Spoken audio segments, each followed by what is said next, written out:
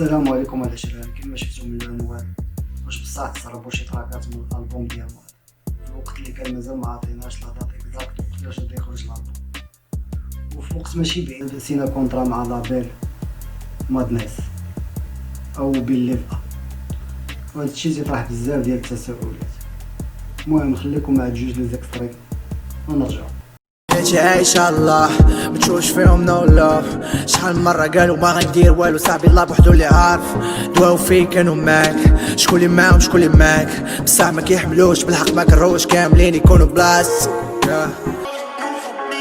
عند الله صاحبي اللي غلط كيخلص، ما فهمتي والو باقي ورا الباب كتصنط. ماشي قاع داكشي اللي كيقولك راسك كاين، صاحبي عديك الراك في مشا كيتزلق. حتى دابا ولفنا البين لاعبين هاد الجيم ما كاع ما كيتخ. البلان ديال تسريب الالبوم بماد، وكيقالوا بعض لي باج ان ماد صيفط الساطا ديالو باش تسمع الالبوم وهي اللي قامت بالتسريب ديالو. كرأي خاص فتسريب الالبوم بماد ماشي شي حاجه جديده في الدومين ديال الراب، فهي طريقه تسويقيه بالنسبه للفنان لا اكثر. وفنانين كبار داروا الطريقه هذه باش يسوقوا الالبومات ديالهم في فرنسا، وتنظن ان ماد هو تابع نفس النهج باش يخلي بزاف الناس يهضروا على الالبوم ديالو. وكيقال ماد في التراك ديال كارما ما تخدمش لي سونتيم وخدم دماغك الا بغيتي الصرف، وماد تيطبق هاد القضيه حرفيا. داكشي تنشوفوه في ستريمين في سبوتيفاي وديزر، فان الالبوم ديالو طالع في التوب 10.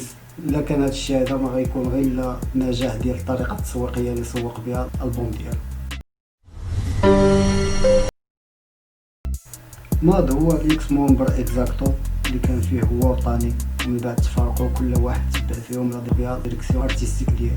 واخ شوبي اللي غني عن التعريف ممبر ديال شيء، تيتميز ماد بواحد الستيل مختلف وجديد على الراب المغربي، ولقى واحد القاعده جماهيريه كبيره اللي قدر يوصل لنص مليون ابوني في لاشين يوتيوب ديالو في واحد الوقت وجيز.